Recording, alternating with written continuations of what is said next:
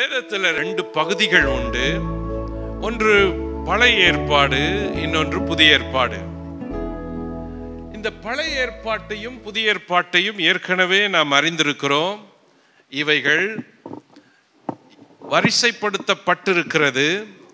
இந்த வரிசையிலே புதிய ஏற்பாடு மிக முக்கியமான ஒன்று. ஏனென்றால் இயேசுவின் வாழ்க்கையை புதிய ஏற்பாடு சொல்லுகிறதுனாலே, இயேசுவிலே நாம் இருக்கிறதுனால, இயேசுவின் காலத்துக்கு பின்பு வாழ்வதனாலே புதிய ஏற்பாடு நமக்கு மிக முக்கியமான ஒன்று.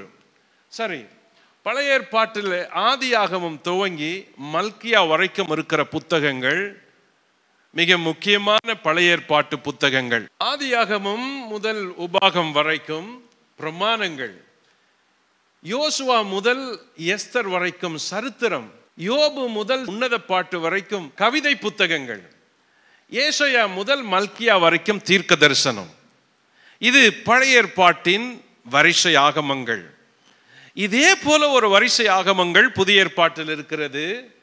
மத்தேயு முதல் யோவான் வரைக்கும் சுவிசேஷ பகுதி, அப்போஸ்தல நடபடிகள் சரித்திர பகுதி, ரோமர் முதல் யூதா வரைக்கும் நிருபங்கள், வெளிப்படுத்தின விசேஷம், தீர்க்க தரிசன புத்தகம். இந்த புதிய ஏற்பாட்டில் இருக்கிற 27 புத்தகங்களும் வெவ்வேறு காரியங்களை ஒரே ஒரு சமுதாயத்திற்கு சொல்லுகிறது. அது உலகம் முழுவதிலும் உள்ள விசுவாசிகளுக்கு செய்திகளை சொல்லுகிறது, உலகம் முழுவதிலும் உள்ள அவிசுவாசிகளுக்கு செய்திகளை சொல்லுகிறது. சரி, இந்த சுவிசேஷ புத்தகத்தில் 4 புத்தகங்கள். அதில் முதல் புத்தகம் மத்தேயு புத்தகம். புதிய ஏற்பாட்டின் சுவிசேஷ புத்தகங்களில் இந்த 4 புத்தகங்களும் இயேசுவை குறித்து முழுமையாய் பேசுகிறது.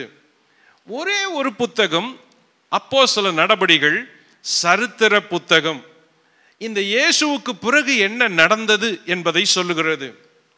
பிறகு அந்த இயேசுவினுடைய சீடர்கள் செய்த ஊழியம், அந்த ஊழியத்தில் இருந்த மக்கள், இயேசுவை ஏற்றுக்கொண்டவர்கள், விசுவாசிகள், இவர்களுக்கெல்லாம் செய்திகளை நிருபங்கள் சொல்லுகிறது. அதற்கு பிறகு முழு உலகத்தின் முடிவு என்பதை கடைசி புத்தகமான வெளிப்படுத்தின விசேஷம் சொல்லுகிறது. இப்பொழுது இந்த முதல் புத்தகமாகிய மத்தேயு என்பவருடைய புத்தகத்தில் இருந்துதான் இன்று நம்முடைய செய்தியை துவங்க போகிறோம். 4 சுவிசேஷ ஆக்கியோன்கள் நமக்கு தெரியும். மத்தேயு, மார்க்கு, லூக்கா, யோவான். இதில் இந்த மத்தேயு இயேசுவை யூதர்களுக்கு மேசியாவாக அறிமுகப்படுத்துகிறார். மார்க்கு இயேசுவை உலகத்துக்கு, உலகத்தில் வந்த மனுஷகுமாரன் என்று அறிமுகப்படுத்துகிறார். லூக்கா இயேசுவை உலகத்தில் வந்த தேவகுமாரன் என்று அறிமுகப்படுத்துகிறார். யோவான் இயேசுவை உலகத்தில் வந்த மெய்யான ஒளி, மெய்யான வழி, மெய்யான ஜீவன் ஆக இயேசுவே தெய்வம் என்பதை அறிமுகப்படுத்துகிறார். இப்படி இந்த 4 பேரும் இயேசுவை அறிமுகப்படுத்துகிற விதம் மிக முக்கியமான விதம். சரி, இதேதான் ஆங்கிலத்தில் மத்தேயு சொல்லுவது இயேசுவை Jesus the messiah, Mark Jesus the son of God, லூக்கா Jesus the son of God, and John Jesus the word of God. அப்போ இந்த 4 பேருமே இயேசுவை ஒரே மாதிரி பிரசன்ட் பண்றாங்க, ஆனா வெவ்வேறு முறைகளில. சரி, முதல் புத்தகமான மத்தேயு எழுதுறாரு. அவர் யாரு? புத்தகம் முதல்ல இருக்கிறதுனால முதல்ல எழுதின புத்தகம் சுவிசேஷ புத்தகம் மத்தேயு இல்லை. ஆனா மார்க்கு தான் முதல் புத்தகம்னு சொல்றாங்க. அப்படி இருக்கும்பொழுது மத்தேயுவை ஏன் முதல் புத்தகத்தில் வைத்தாங்கன்னா, இந்த பழைய ஏற்பாட்டினுடைய தொடர்ச்சி. மத்தேயு தன்னுடைய அறிமுக உரையில அந்த வம்ச வழி தலைமுறையோடு ஆரம்பிக்கிறதுனால மத்தேயு புத்தகம் பழைய ஏற்பாட்டின் தொடர்ச்சியாக இணைக்கப்படுகிறது. அதுதான் மத்தேயு முதலில் வைப்பதற்கான காரணம். சரி, யார் இந்த மத்தேயு? மத்தேயு குறித்து மத்தேயு 9ஆம் அதிகாரம் 9ஆம் வசனம் 10ஆம் வசனம் சொல்லுகிறது. வாசிப்போம். இயேசு விடம் விட்டு புறப்பட்டு போகையில் ஆயத்துறையில் உட்கார்ந்திருந்த மத்தேயு என்னும் ஒரு மனுஷனை கண்டு, எனக்கு பின் சென்று வா என்றார். அவன் எழுந்து அவருக்கு பின் சென்றான். பின்பு அவர் வீட்டிலே போஜன பந்தி இருக்கையில் அநேக ஆயக்காரரும் பாவிகளும் வந்து இயேசுவோடும் அவர் சீஷரோடும் கூட வந்திருந்தார்கள். ஓகே, மத்தேயு 10:1 வாசிங்க. அப்பொழுது அவர் தம்முடைய 12 சீஷர்களையும் தம்மிடத்தில் வரவழைத்து அசுத்த ஆவிகளை துரத்தவும் சகல வியாதிகளையும் சகல நோய்களையும் நீக்கவும் அவர்களுக்கு அதிகாரம் கொடுத்தார். அந்த 12 அப்போஸ்தலருடைய நாமங்கள் ஆவன: முந்தினவன் பேதுரு என்னப்பட்ட சீமோன், அவன் சகோதரன் அந்திரேயா, செபெதேயுவின் குமாரன் யாக்கோப்பு, அவன் சகோதரன் யோவான், பிலிப்பு, பர்த்தலோமேயு, தோமா, ஆயக்காரனாகிய மத்தேயு, அல்பேயுவின் குமாரன் யாக்கோப்பு, ததேயு என்னும் மறுநாமமுள்ள லெபேயு. கவனிங்க, அந்த 12 பேருடைய பட்டியல்ல ஆயக்காரனாகிய மத்தேயு. ஏன் ஆயக்காரன்? அவர் செஞ்ச தொழில் வரி வசூலிப்பவர், வரி வசூலிக்கிற தொழிலை செஞ்சாரு. அப்படி செஞ்சிட்டு இருக்கிற நேரத்தில் இயேசு அவரை சந்திச்சு நீ வா அப்படின்னு அழைச்சாரு. அந்த அழைக்கப்பட்ட மத்தேயு 12 சீடர்கள்ல ஒருவனா இருக்கிறான். அவனை குறிச்சு வேதம் சொல்றப்ப மத்தேயு எழுதுறாரு அந்த 12 பேர் லிஸ்ட்ல ஆயக்காரனாகிய மத்தேயு அப்படின்னு. இது மத்தேயு சுவிசேஷத்துல தன்னை குறிச்சே அவர் அறிமுகப்படுத்தி எழுதுற செய்தி. அப்போ இதுல இருந்து என்ன தெரியுது? மத்தேயு இயேசுவின் சீடர்கள்ல ஒருவன். ஆனா பேதுரு மீன் பிடித்து கொண்டிருந்தது போல கடலிலோ அல்லது படகிலோ அவர்கள் நாட்களை செலவிட்டது போல இந்த மத்தேயு செலவிடல. ஏன்னா மத்தேயுக்கு பணம் என்ற தொழில், அவருக்கு மணி கலெக்டர், பணம் என்ற தொழில், வசூல் பண்றது தெரியும், கணக்கு தெரியும், வரி வசூலிப்பவர், கவர்மெண்ட் டியூட்டியில் இருக்கிறவர். ஸோ மற்ற சீஷரை விட மத்தேயு படித்தவர். அப்போ இதுல இருந்து என்ன தெரியுது? மத்தேயு மற்ற சீடர்களை விட கொஞ்சம் படித்தவர், அறிவாளி. அவருக்கு கணக்கு நல்லா வரும், பணம் கணக்கு போடுவார், மனக்கணக்கு போடுவார். ஏன்னா வரி வசூலிக்கிறவர், எவ்வளோக்கு எவ்வளோ வரி அப்படின்னு அவருக்கு தெரியும். அதனால மத்தேயுடைய பேக்ரவுண்டு முழுசுமே ஒரு எஜுகேட்டட் பேக்ரவுண்ட்ல இருந்து வந்தவர். The first book.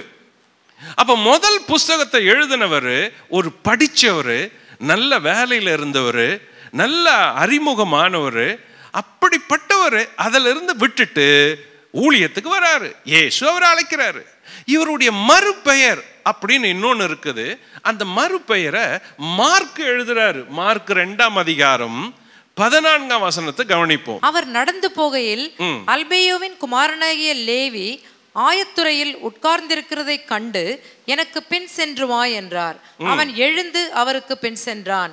அப்பொழுது அவனுடைய வீட்டிலே யார் பின் சென்றான்? அல்பேயுவின் குமாரனாகிய லேவி. லேவி அங்க மத்தேயுன்னு இல்ல, லேவி. சோ ஆனா லேவி கோட் வேர்டு என்ன சொல்லுது? லேவி என்ன பண்ணாரு? ஆயத்துறையில உட்கார்ந்துட்டு இருந்தாரு. இயேசு அவரை பார்த்தது, நீ வா, எனக்கு பின்னால வா, நீ வேணும் அப்படின்னு கூப்பிட்டாரு. இப்ப கவனிங்க, மத்தேயு சுவிசேஷத்துல மத்தேயு தன்னுடைய பெயரை டைரக்டா மத்தேயுன்னு சொல்றாரு. ஆனா மார்க்கு சுவிசேஷத்துல ஆயத்துறையில உட்கார்ந்திருந்தவன் பேரு லேவி. அதாவது மத்தேயுனுடைய மறுபெயர், அதாவது மத்தேயுனுடைய யூத பெயர் லேவி. அப்போ இந்த 2 சுவிசேஷத்திலும் பெயர்கள் வித்தியாசம் இருந்தாலும் நபர் ஒருவனே. இந்த 2 சுவிசேஷத்தில் வருகிற அந்த ஒரு நபர் மத்தேயு என்ற பெயர் கொண்ட லேவி, ஆயத்துறையில் வரி வசூலிப்பவர். அவரை இயேசு அழைத்தார். அவரை குறிச்ச குறிப்பு என்ன? நம்பர் 1 ஆயத்துறையில வரி வசூலிச்சார். நம்பர் 2 இயேசுவால் அழைக்கப்பட்டார். நம்பர் 3 சீஷர்கள் 12 பேரில் ஒருவனாக இருந்தார். நம்பர் 4 சுவிசேஷ புத்தகங்களின் ஒரு ஆக்கியோன். 4 பேர் சுவிசேஷ புத்தகத்தை எழுதினாங்க. அதுல ஒரு ஆக்கியோன் இவரு ஒரு புத்தகத்தை எழுதினது. நம்பர் 5, மத்தேயு சுவிசேஷம் இயேசுவே மேசியா என்று யூதர்களுக்காக எழுதப்பட்ட புத்தகம். நம்பர் 6, இயேசு உயிர்த்தெழுந்த பின் 30 ஆண்டுகள் கழித்து இந்த புத்தகத்தை எழுதுறாரு. சோ வேதத்தின் 2ஆம் பகுதியாய் இருக்கிற புதிய ஏற்பாட்டில் முதல் பகுதியாய் இருக்கிற சுவிசேஷ புத்தகங்கள் என்ற தொகுப்பில் 4 புத்தகங்களில் முதல் புத்தகம் மத்தேயு. அந்த மத்தேயு என்பவரை பற்றிய பின் குறிப்பு இந்த குறிப்புகள் தான். சரி, இந்த மத்தேயு புத்தகத்தில் உள்ள முதல் அதிகாரம் இருக்கிறதே, இந்த முதல் அதிகாரம் மிக முக்கியமான அதிகாரம். ஒவ்வொரு வாரமும் ஒரு அதிகாரத்தை நாம் பார்க்க போகிறோம். இப்பொழுது மத்தேயு முதல் அதிகாரத்தில் இன்று துவங்குகிறோம். இந்த முதல் அதிகாரத்தை 3 பகுதிகளாக பிரிக்கலாம். பகுதி 1 இயேசுவின் வம்ச வரலாறு, மேத்யூ 1:1 முதல் 17. பகுதி 2 இயேசுவின் பிறப்பின் வரலாறு, மேத்யூ 1:18 முதல் 20. பகுதி 3 இயேசு நாமத்தின் வரலாறு, மத்தேயு 1:21 முதல் 25. வழக்கமா இந்த அதிகாரத்தை எல்லாரும் மிஸ் பண்ணுவோம். ஏன்னா இது பெயர்களால நிரம்பின அதிகாரம். ஏற்கனவே பல அதிகாரங்கள் பெயர்களால நிரம்பின அதிகாரங்களை மிஸ் பண்ணி இருக்கிறோம். ஆதியாகமம் 5ஆம் அதிகாரம் படிக்கிறது இல்லை. ஆதியாகமம் 9ஆம் அதிகாரம், 10ஆம் அதிகாரம், 11ஆம் அதிகாரம் இவைகள் எல்லாம் பெயர்களால நிரம்பி இருக்கிறது. ஆதியாகமம் 10-11 படிப்பது கிடையாது. அதற்கு பிறகு 1 நாளாகமம் 1ஆம் அதிகாரம் பெயர்களால நிரம்பி இருக்கிறது. 1 நாளாகமம் 1 முதல் 9 அதிகாரம் பெயர்களால நிரம்பி இருக்கிறது, படிப்பது கிடையாது. அப்படி தவிர்த்த புத்தகங்களிலே மத்தேயுவின் முதல் அதிகாரமும் 1. இந்த முதல் அதிகாரத்தில் என்ன பேர் இருக்குது, என்ன இதுல சிறப்பு இருக்குது அப்படின்னு தவிர்த்து இருப்போம். ஆல்மோஸ்ட் இதை படிக்கிறதுல ஒரு இன்ட்ரெஸ்ட் காட்டாத படிக்கிறவங்க தான் அதிகம்.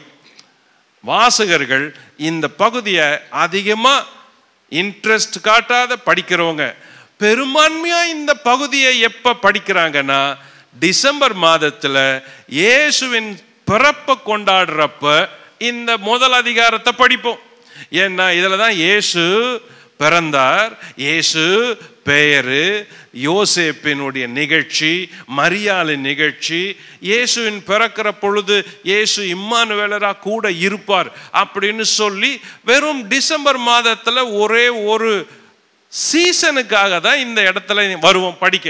சரி, முதல் பகுதி இயேசுவின் வம்ச வரலாறு. இந்த இயேசுவின் வம்ச வரலாறு என்பதை முதல் வசனம் துவங்கி 17ஆம் வசனம் வரைக்கும் செய்திகளை சொல்லிக்கிட்டே வராரு ஆக்கியோன். வழக்கமா இந்த பெயர்கள் நமக்கு விரும்பல, பெயர்கள் புரியல, பெயர்களால எந்த பயனும் இல்லை அப்படின்னு நினைக்கிறோம். கவனிங்க, இந்த பெயர்கள் உள்ள இருக்கிற செய்திகளையும் பின்னணியும் இந்த அதிகாரத்தினுடைய முக்கியத்துவத்தையும் இன்னைக்கு பார்க்க போறோம். சரி, பகுதி 1 இயேசுவின் வம்ச வரலாறு, அதான் முதல் பகுதி. இந்த புத்தகத்தில் முதல் அதிகாரத்தில் இருக்கிற முதல் செய்தி ரொம்ப முக்கியமான செய்தி. இந்த செய்தியில இருக்கிற சரித்திரம் இருக்கிறத, ஒரு பெரிய சரித்திரத்தின் சுருக்கத்தை இந்த முதல் அதிகாரம் சொல்லுது. சரி, இந்த முதல் அதிகாரம் தலைமுறைகளை சொல்லி முடிக்குது. கவனிப்போம். முதல் அதிகாரத்துல 1 முதல் 17 வரைக்கும் பெயர்களால நிரம்பி இருக்குது. இத 3 தலைமுறைகளால வகுக்கப்பட்டு பிரிக்கிறாங்க.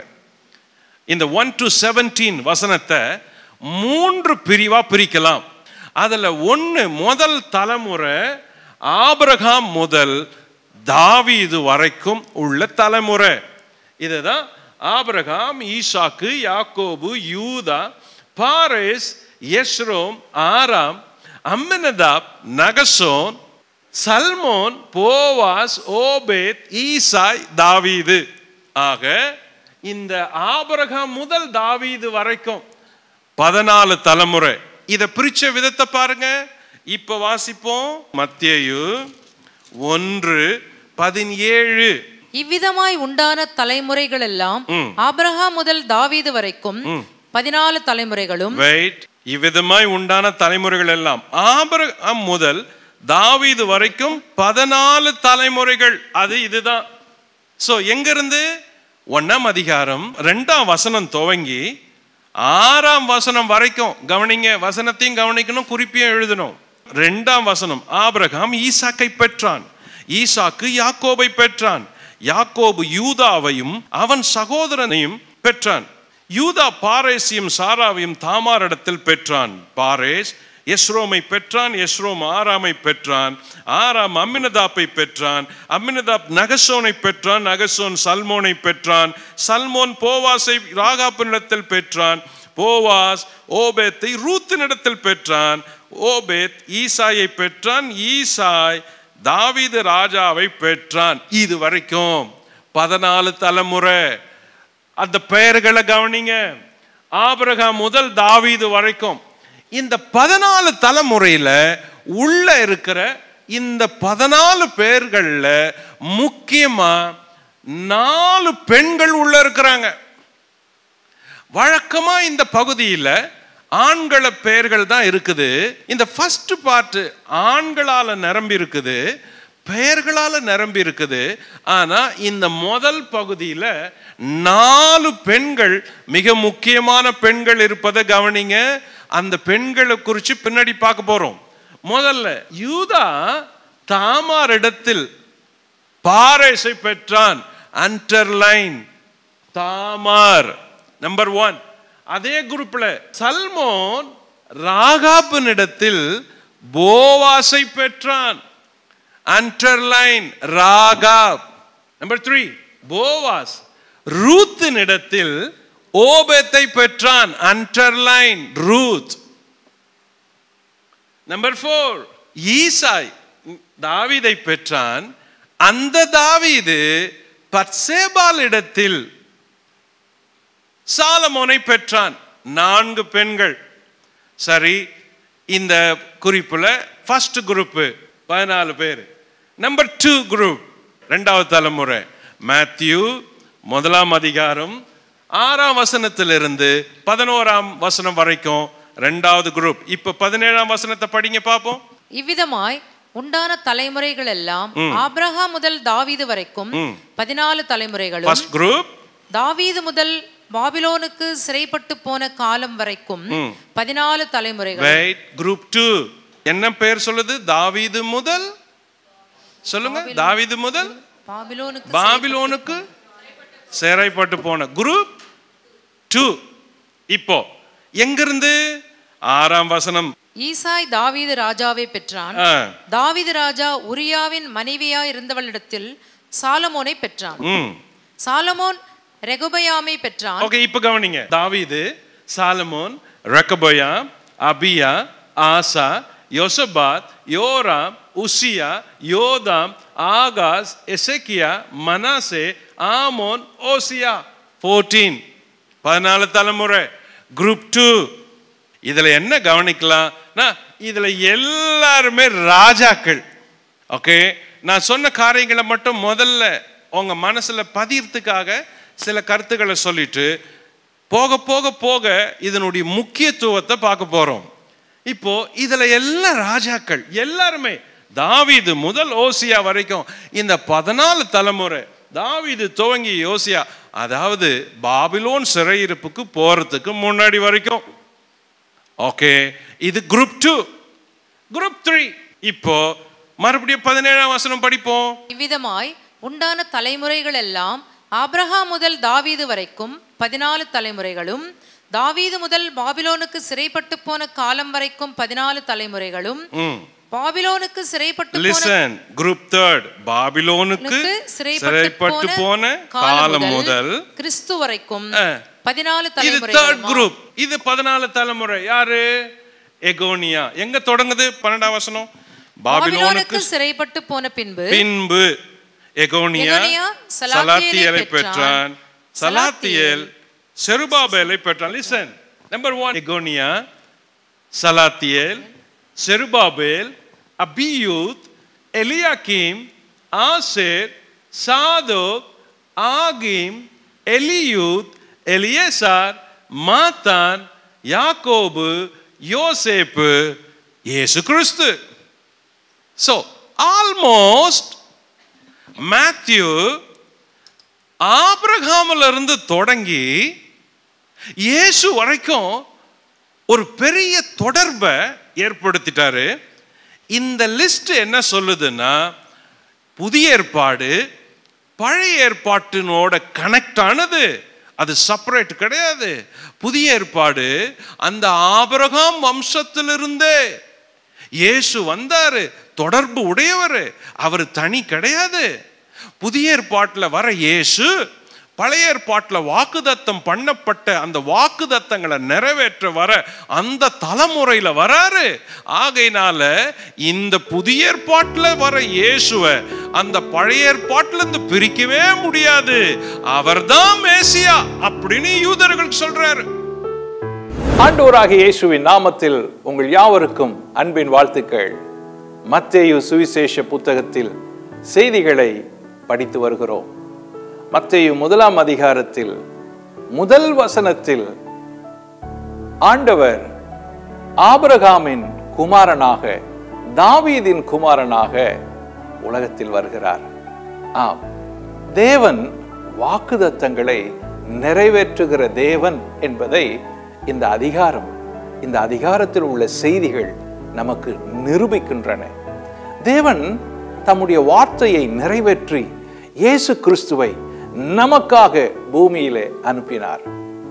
வாக்கு மாறாத ஆண்டவர் அதை நம் முற்பிதாக்களுக்கு செய்தார். இன்றைக்கும் அதே தேவன் உங்கள் வாழ்க்கையிலும் வாக்கு மாறாதவராய் இருக்கிறார். உங்கள் ஒவ்வொருவருக்கும் தேவன் எப்பொழுதும் தம்முடைய வார்த்தையை அனுப்பி அற்புதங்களை செய்து உங்களை வாழ வைப்பார். இயேசு கிறிஸ்து நேற்றும் இன்றும் என்றும் மாறாதவராயிருக்கிறார். எனக்கு அன்பானவர்களே, ஆபிரகாமின் குமாரன், தாவீதின் குமாரன், இயேசு கிறிஸ்துவின் வம்ச வரலாறு என்று மத்தேயு 1ஆம் அதிகாரம் துவங்கும் பொழுது எவ்வளவு சந்தோஷமாயிருக்கிறது. இந்த சந்தோஷம் தேவன் தம்முடைய பிள்ளைகளுக்கு தம்முடைய வார்த்தையை நிறைவேற்றுவதில் வருகிற சந்தோஷம். இந்த இயேசு உங்கள் வாழ்க்கையிலும் நிறைவேற்றக்கூடியவராய் இருக்கிறார். இந்த இயேசு உங்கள் வாழ்க்கையிலும் தம்முடைய வார்த்தையை அனுப்பி உங்களுடைய இருதயத்தில் இருக்கிற காரியங்களை உங்களுக்கு நிறைவேற்றுகிறவராய் இருக்கிறார். ஆம், அவர் என்றைக்கும் மாறவே இல்லை. எப்பொழுதும் ஒரே விதமாய் உங்களை நேசிக்கிறார். இயேசுவின் அந்த மாறாத அன்பு உங்களுக்கும் இன்று காத்திருக்கிறது. எனக்கு அன்பான சகோதர சகோதரிகளே, ஆண்டவர் வாக்கில் எப்படி உண்மை உள்ளவராய் இருந்து அவைகளை நிறைவேற்ற இயேசுவை அனுப்பினாரோ அதே போல உங்களுக்கும் அவர் நன்மைகளை செய்து தம்முடைய வார்த்தையை நிறைவேற்றுவார். நான் உங்களுக்காக ஜெபிக்கட்டுமா? அன்பின் பிதாவே, இப்பொழுதும் இந்த சத்தியங்களை கேட்ட ஒவ்வொருவருக்காக ஜெபிக்கிறோம். இயேசுராஜா, நீர் பூமிக்கு வந்து தேவனுடைய வார்த்தைகளை எப்படி நிறைவேற்றினீரோ அதே போல உம்முடைய பிள்ளைகள் ஒவ்வொருவருக்காக நான் ஜெபிக்கிறேன். அவர்கள் வாழ்க்கையில் இருக்கிற காரியங்களை எல்லாவற்றையும் நீர் பார்த்து அவர்களுக்கு நன்மையும் கிருபையும் வர்ஷித்து அவர்கள் தேவைகளை சந்தித்து உம்முடைய வார்த்தையை அவர்களுக்கு நிறைவேற்ற வேண்டும் என்று ஜெபிக்கிறோம். நீர் வாக்கு மாறாதவர், பொய் உரையாதவர், உண்மை உள்ளவர், நீதி உள்ளவர். ஆண்டவரே, யார் யாருக்கெல்லாம் என்ன தேவை என்று அறிந்தவர் ஆச்சுதே. இப்பொழுதும் இந்த செய்தியை கேட்ட எல்லாருடைய வாழ்க்கையிலும் கர்த்தர் கிரியை செய்யும், கர்த்தர் பலப்படுத்தும், கர்த்தர் இவர்களை ஸ்திரப்படுத்தி வழிநடத்த வேண்டும் என்று ஜெபிக்கிறோம்ப்பா. மத்தேயு சுவிசேஷத்தில் நாங்கள் படித்த பாடத்தின்படி ஆண்டவர் உம்முடைய பிள்ளைகள் வாழ்க்கையில ஒரு பெரிய மாற்றத்தை, வழியை திறந்து கொடுக்க வேண்டும் என்று உம்முடைய அடியானாகிய நான் ஜெபிக்கிறேன். ஆண்டவரே, உம்முடைய வார்த்தைகள் அவர்கள் வாழ்க்கையிலே கிரியை செய்யட்டும். உம்முடைய வாக்குத்தத்தங்கள் அவர்கள் வாழ்க்கையிலே நிறைவேறட்டும். அப்பா, நீர் அப்படி செய்கிறதுக்காக ஸ்தோத்திரம். உங்களை ஆசீர்வதியும், வழி நடத்தும். உம்முடைய ஆணி பாய்ந்த கரங்களில் ஒப்புக் கொடுக்கிறோம். இயேசு கிறிஸ்துவின் நாமத்தில் ஜெபிக்கிறோம் பிதாவே. ஆமென், ஆமென். ஆண்டவர் உங்கள் வாழ்க்கையில தம்முடைய வார்த்தைகளை அனுப்பி உங்களுக்கு என்ன தேவையோ அதை செய்வார். அவர் வாக்கில் மாறாதவர், உங்கள் வாழ்க்கையில் மாறாதவராயிருக்கிறார். ஆண்டவர் எப்பொழுதும் உங்களை கவனித்துக் கொண்டிருக்கிறார். உங்களுடைய ஜெபங்கள் கேட்கப்படும். திரும்பவும் சந்திப்போம். God bless you. biblical marriageன்றது நிதானமா கையாளப்படுறது, தெய்வீகமா கையாளப்படுறது. இந்த நிச்சயதார்த்தத்துக்கும் திருமணத்துக்கும் இடையில சமாதானத்தோட காரியங்களை செய்யறதுக்கு நாட்கள் தேவை. இன்னைக்கு உலகத்துல எவ்வளவு பேரு திருமணம் ஆகாதலே சேர்ந்து வாழ்றாங்க. இது தவறு. வேதம் சொல்லல, கிறிஸ்டியன் பாலிசி இல்ல, கிறிஸ்டியன் மெத்தட் இல்ல, தேவன் அதை அங்கீகரிக்கல.